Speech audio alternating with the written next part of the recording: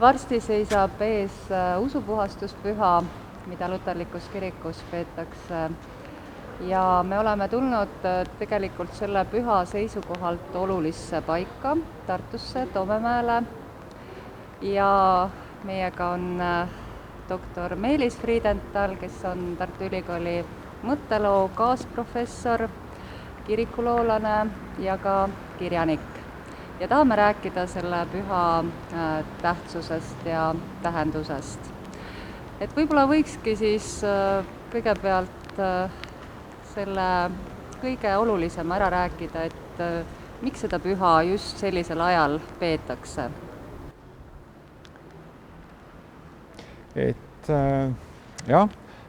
See on tekkinud iseenesest see traditsioon pidada siis usupuhastuspüha oktoobri viimasel päeval on tekkinud hiljem. Et see on tekkinud 17. sajandil. Et algselt sellist ühte kindlat päeva ei olnud ja tähistati erinevatel päevadel seda. Ja siis kujuneb välja traditsioon, et see päev, kui legendi järgi Luther naelutab oma 95 teesi Wittenbergis siis kiriku uksele, see hakkab siis tähistama reformatsiooni algust. Ja iseenesest küsimus, et kas Luther tõepoolest need teesid sinna naelutas, see on pisut lahtine, aga selge on see, et sellel ajal oli üsna tavaline, et kui pidi toimuma avalik väitlus või avalik disputatsioon, siis tuli teesid kinnitada avalikku kohta, tavaliselt oli selleks just kirikus uks või mingisugune muu koht, kus oli lihtsalt inimestele ligipääsetav. Ja et selles mõttes ongi, et see selline väitlus või avalik arutelu saabki siis reformatsiooni alguseks. Et need ideed hakkasid levima Saksamaal ja võib-olla siis võiks ka rääkida sellest, et millal nad jõudsid siis siia Liivimaale, Eestimaale? Jõudsid väga varakult ja jõudsid siis isegi üsna kohati radikaalselt. Sageli just olid üliõpilased või siis ka rändavad siis sellid, käsitöölised, siis levitasid neid reformatsiooni ideid ja meil siin Liivimaal oli tähelepanuväärne tegelane Melchior Hoffmann, kes tuli siia, hakkas jutlustama sellist radikaal reformatsioonilist ideid ja selle tagajärjel siis toimusid isegi pildirüüsted ja teadaolevalt, siis toimusid pildirüüsted ka siin samas, kus me parajasti praegust oleme. Nii et reformatsioon ja isegi radikaalne reformatsioon käis tegelikult Liivimaal siis Saksamaaga väga tihedalt ühte sammu. Et kui juba 1520-ndatel jõudsid need jutlustajad siia, siis millal võiks siis rääkida sellisest nagu tõsisemast järgimisest või lausa nagu institutsiooni tasandil, et meil see luterlik kirik jõuab siia ja on valdav?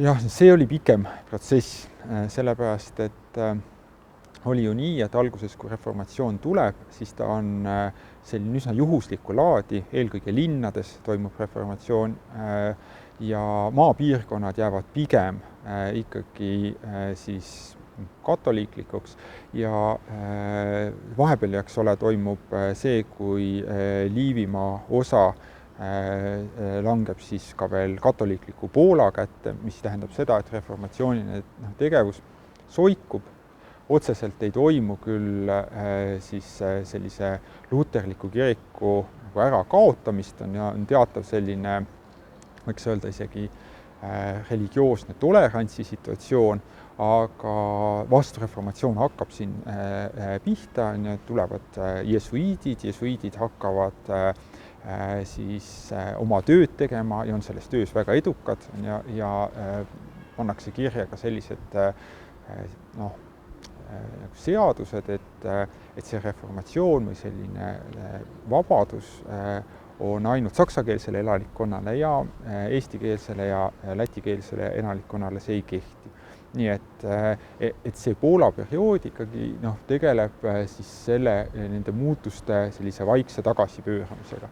Kui see siis 17. sajandi esimesel poolel hakkavad siis Rootsi ja siis Poola omavahelised konfliktid pihta, mille käigus lõpuks siis Rootsi saab ka need Liivimaa alad enda kätte ja alles siis hakkab pihta tegelikult süstemaatiline siis luuterliku õpetuse juurutamine koos siis visitatsioonidega, hakatakse looma näiteks ka üsna kiirelt koole, hakatakse huvi tundma just nagu talupoegade hariduse vastu, et see protsess hakkab pihta siis kõik 17. sajandil ja võiks öelda, et see kestab ka suurem osa 17. sajandist. Et seda, et luterlus on haridusele ja rahva kirjaoskusele väga hästi mõjunud, ma usun, teame me paljud.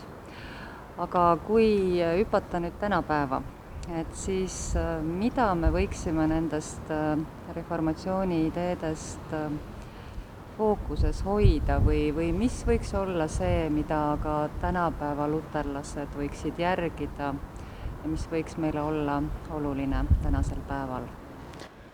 No siin on mitu asjaolu loomulikult, et üks neist on tõesti see, et põhimõte, mida reformaatorid teatavas mõttes väljendusid ja mis väljendus siis 17. sajandil ka üsna selgelt, võib-olla on siis see, mis ladinakeelse formuleeringuga on, et ecclesia semper reformanda est, mis tähendab seda, et kirikut peab pidevalt uuendama. Aga see ei ole see, et oleks uuendamine uuenduse pärast, vaid see tähendab seda, et just seesama vaba arutelu või vabadus teoloogiliselt ümber mõtestada neid küsimusi, mis meil on, et see on mingis mõttes sellise reformatsiooni tuum, sest et reformatsioon ei too ju mingisugust uut kristlust, vaid reformatsioon, just nagu nimigi ütleb, ta reformeerib seda. Ja see on see protsess, mis ei ole ka ju reformatsioonis esmakordne, vaid selliseid reformatsioone või kirikus teatavaid ümber tõlgendusi on toimunud ajaloos pidevalt. Ja võib-olla siis see on, mida reformatsioon meile kõige paremini nagu meelde tuletab just selle nimega. Ja täna ilmselt tänasel päeval on need kirikuuksed kuskil mujal, et võib-olla on nad sotsiaalmeedias või ajalehtedes või kuskil mujal, aga ilmselt neid teese esitatakse ikka, on tehtud seda ja tehakse ka tulevikus. Et see on see meie usupuhastuspüha sisu, et me oleme valmis ja avatud tegelikult siis ju jätkuvat Jumala ilmutust vastu võtma. Ja mõistma, seda uuesti ja uuesti kogu aeg mõistma ja katsuda sellest aru saada nii, nagu see kõnetab meid.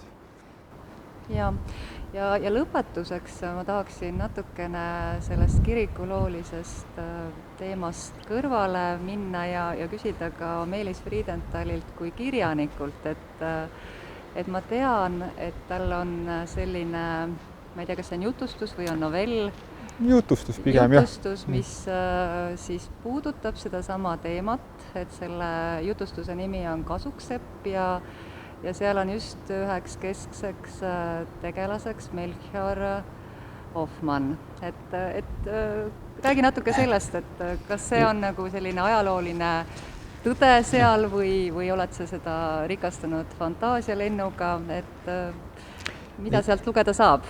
See ei ole, selles mõttes tõepoolest, et see jutustus tegeleb reformatsiooniga ja kuigi ta ei ole ajalooliselt faktoloogiliselt täpne, siis ma olen püüdnud seal aru saada just nendest motiividest, miks inimesed ühel või teisel viisil niimoodi käitusid. Ja ma püüdsin seda kirjutades mõelda ka meie tänapäevasele olukorrale, sellepärast et kui seda teksti tähelepanelikult lugeda, siis seal on tsitaate tänapäeval mitmel pool peetud kõnedest ja minu enda jaoks oli selle kirjutamine üks viis, kuidas aru saada nendest protsessidest, mis meil tänapäeval toimuvad. Ja mul on tunne, et seal on palju sarnast. Nii et seda võib käsitleda kui mingisugust sellist isiklikku uurimisprojekti, et aru saada sellest, mis toimub praegu. Et see võiks ka olla ju siis selline jutustus, mis uueneb. Sest neid kõnesid ja mõtteid tuleb ju juurde. Just. Loomulikult see ongi, küsimus ei ole alati ju selles, et millised on faktid, vaid et kuidas me nendest aru saame, kuidas me neid tõlgendame ja mismoodi need faktid siis mõjutavad meie tegutsemist. Aga suur tänu! Jah, palun, aitäh!